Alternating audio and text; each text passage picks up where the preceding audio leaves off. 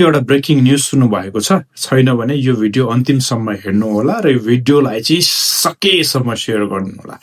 यस भर्खरै मात्रै श्रम मन्त्रीले एउटा चाहिँ उद्घोष गरिसक्नु भएको छ कि अब पोर्चुगलको कन्सुलर नेपालमै खोल्ने र त्यसको लागि श्रम मन्त्रालय लागि परेको र श्रम मन्त्रालयले चाहिँ पोर्चुगलको सम्बन्धित निकायसँग कुरा गरिसकेको र हामी अन्तिम चरणमा पुगेको भन्ने हामीले चाहिँ न्युजमा देखिसकेको छौँ र सम्बन्धित श्रम मन्त्रालयका पदाधिकारीहरूले गर्नुभएको वार्तालापमा पनि सुनिसकेपछि अब ब्रेकिङ न्युज पोर्चुगलको कन्सुलर नेपालमा खुल्ने भइसकेपछि दिल्ली जाने झन्झट, दिल्ली आउने जाने बस्ने त्यहाँ चाहिँ सेटिङ गर्ने लगायतका विभिन्न झन्झटबाट र आर्थिक रूपमा पनि हामी सम्भवत केही सेभ हुन्छौँ भन्ने मलाई अपेक्षा राखेको छ। यसरी नै आगामी दिनमा चाहिँ हामी इन्डिया जानु नपरोस्, कुनै पनि वैदेशिक यात्रा रोजगारको लागि अथवा कुनै पनि कामको लागि नेपाल सरकारले सम्पूर्ण आधिकारिक